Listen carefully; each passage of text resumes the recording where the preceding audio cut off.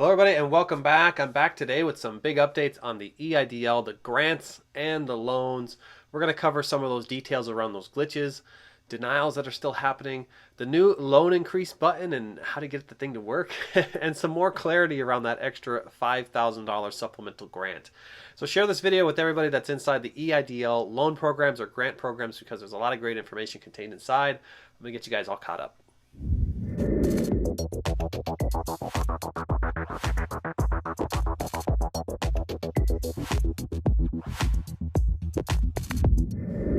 Hello everybody, I'm Edward Bilder. To all my loyal subscribers out there, welcome back to another video. And if you're joining us for the first time today, welcome. Consider becoming a subscriber. Getting a lot of new members to the channel here, so welcome everybody. I post daily videos on stimulus topics, especially EIDL. There's a lot of things happening in the EIDL programs right now. So if you're still confused about what's going on with EIDL and all the different programs, whether it's the grants or the loans, yeah, you could search Bilder EIDL confusion and it'll clear up a lot of that because I gave a full breakdown of the differences between all of these programs. Now, yes, I still do have that cold. I know I still sound a little bit stuffy, but I'm getting better every day. So thank you all to all the nice comments out there. I wanted to make this video to have some clarity to some of the things I talked about over the past few days, and we've had some new information that's been presented to us by my SBA contact who reached out to me on Instagram to basically watch the video and then answered a bunch of questions, reached out to me on Instagram to tell me what's going on. So I want to touch on the $5,000 supplemental grants real quick here. Now, the $5,000 supplemental grants, you do have to request it, and it will be attached to the application process if you have not yet received your $10,000 application process yet, right? So there is a checkbox that has a red asterisk. The viewers are already telling me there's a red asterisk by it, and it basically says, would you like to be considered for the supplemental grant, the extra $5,000? Now, the only way you're going to qualify for the additional $5,000 is if you're 10 or fewer employees, had a 50% reduction in gross receipts, not just a 30%, but 50 or greater. And this is over an 8-week consecutive period starting March 2nd up to current, where you've had this 50% reduction in gross receipts when compared to the same time frame of the previous year. So it has to be 8 total weeks, and you have to see a downward trend of 50% of your gross receipts when compared to the previous year. And it also applies only to low-income communities. It's very specific in stating that on the guidelines inside the SBA's SBA.gov. Now, it is also not currently open to new applicants. Many of you reached out to me yesterday and said, I never applied for the original $10,000. How am I going to be able to apply for the $5,000? And the answer is you will not. You won't be able to apply for this. So it is only eligible to everybody that was in Priorities 1 and Priorities 2 from last year. Now, will that change? We don't exactly know yet. It's going to be based on whether or not there's funds left after they've serviced everybody in Priorities 1 and 2. And last here, I had this question. If you had already applied and you already had been funded, what is the timeline for these new emails? Because the SBA is going to now send you an email that says, we noticed that you are greater than 50%, reduced in gross receipts and 10 or fewer employees and also in low income. That's the only way you're going to get the email.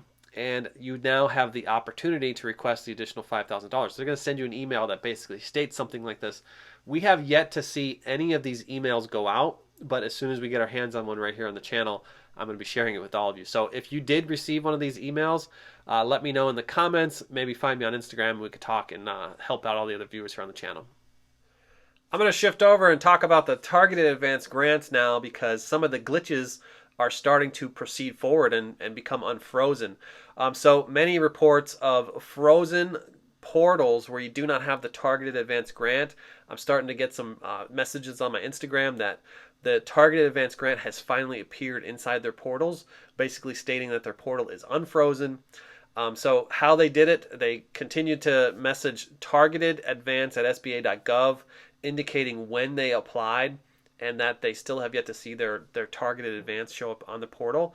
And suddenly they're getting email correspondence back that says, we've gone and repaired your portal and here's the invitation. So if you did not receive an invite to your portal, this is also happening. You're starting to see the invitations coming for the first time to access your portal with the Targeted Advanced Grant contained inside. Now, there are also much greater numbers of rollouts of the invitations going out for Priorities 1 and Priorities 2. And remember, that new invitation does have that new checkbox on it if you'd like to be considered for the additional $5,000 supplemental grant. Now, I also want to talk about a new denial that's happening out there. It has viewers rather shocked about what's going on. Getting a lot of reports, and it seems like it's new, but it may actually not be new. It just might be a change in clarity of the way they worded something. And this is that you're being denied the Targeted Advanced Grant, the balance of the $10,000, based on being 60 days delinquent on your child support obligation. And this is due to a federal law that prohibits the SBA from funding anybody who's stuck in this back payment. Now, viewers are asking why this suddenly popped up, and the answer is it didn't suddenly pop up. It was just titled something differently before. It was titled Do Not Pay. There's a list of Do Not Pay registry that has a list of everybody that's in this situation. So it looks like they changed this verbiage just for more clarity so that when you go and see it, you understand exactly what it means. Now, I'm not certain if you'll be able to win this through reevaluation. I'm not clear on that. I mean, you could always attempt it and see what happens, but I'm not certain that you'll win it. And I know it's really frustrating, especially knowing that you received a $1,000 grant already. So you got to be asking yourself, what was different then versus now? And the answer is now the SBA is looking more deeply into these application processes and finding reasons like this to deny people. So I'm not clear at this point if you will win it through reevaluation. If this is happening to you, let me know in the comments and let me know if you went through reevaluation process so we can keep everybody informed on the channel. I'm going to shift over to the loan increases here because many of you are starting to see that new blue button that's titled Request More Funds. Now, my source at the SBA reached out to me and indicated that this is more than likely the new process. Now, I know they did have the old process, and the old process went like this. You sent an email requesting the new funds, and then you got an email back from the SBA that said, give us your 2019 taxes and your 4506Ts, and then email that back to us in that same email. Now this new button showed up, and this new button has this process where you could put your information in this text box, and then as soon as you hit submit, it shows up with your new loan amount with the slider bar and the areas for you to upload your 4506T. So it doesn't seem like the old process is completely out or that the new process is going to completely replace it. But if you have that blue button, I would almost recommend using the blue button because you're going to see like instant results.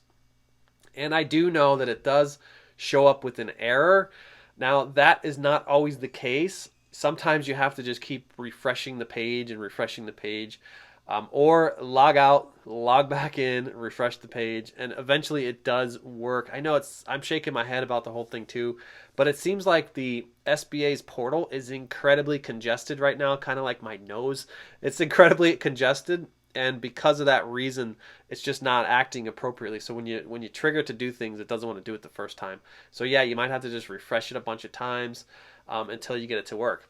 Now, I have some answers around the fund question because I reported the other day that some funds are showing up short, and some funds now I'm hearing are even showing up higher. So in some cases where you're thinking you're going to get the full 24 months and it's going to be 4x the original amount, some people are saying I only got 2x, or some people are saying, wow, I got 5x. I got more than I was supposed to get. And the answer is because it's being based on what's discovered on your most recent 4506T. So when you submit that 4506T, the values that you originally submitted in 2020 may not match the current values that you've submitted now for the new loan request, the new loan increase request. So that is basically going to recalculate it based on the current most up-to-date data. So if your actual numbers submitted today are lower than they were when you submitted last year for the first request, then your funds will go down.